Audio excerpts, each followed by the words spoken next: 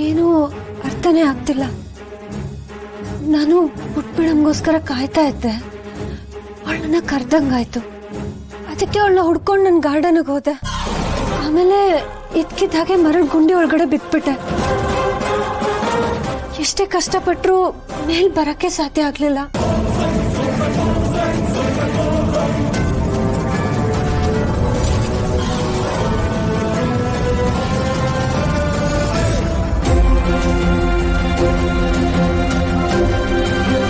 ಏನು ನಮ್ ಗಾರ್ಡನ್ನಲ್ಲಿ ಮರಳು ಗುಂಡಿನ? ದುರ್ಗಾ ಏನ್ ಹೇಳ್ತಾ ಇದೀಯಾ?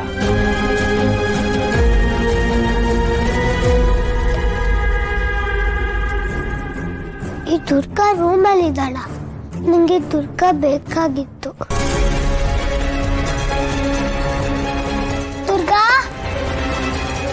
ದುರ್ಗಾ ಬಾಸು, ಪುಟ್ ಮೇಡಮ್ ಕರೀತಿದ್ದಾಳೆ. ನಾನು ಹೀಗೆ ಸುಸ್ತಾಗಿರೋದನ್ನ ಅವಳು ನೋಡಿದ್ರೆ ಸುಮ್ಮನೆ ಆತಂಕ ಪಡ್ಕೋತಾಳೆ. ಒಂದ್ ಕೆಲಸ ಮಾಡಿ ನಾನು ಮಲ್ಕೊಂಡಿದ್ದೀನಿ ಅಂತ ಹೇಳಿ. ಅವಳು ಸುಮ್ಮನೆ ಹೆದರ್ಕೊಳ್ಳೋದು ನನಗಿಷ್ಟ ಅಲ್ಲ. ಸರಿ.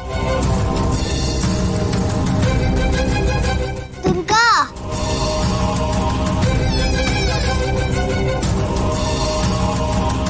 ಕಂದ, ದುರ್ಗಾ ನೋಡ್ಕೊಂಡ್ ಬಂದ್ಯಾ?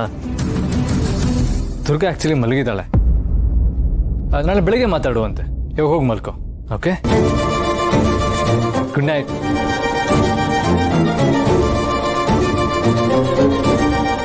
ಹಿತ ಬಾಯ್. ದುರ್ಗನ್ ಹುಡ್ಕೊಂಡ್ ಬಂದಿದ್ಯಾ? ದುರ್ಗಾ ನಿದ್ದೆ ಮಾಡ್ತಿದ್ದಾಳೆ ಅಂತ ಶರತ್ ಹೇಳಿದ್ರಾ? ಅವ್ರು ಯಾಕೆ ನಿನ್ನ ಹತ್ರ ಸುಳ್ಳು ಹೇಳಿದ್ರು?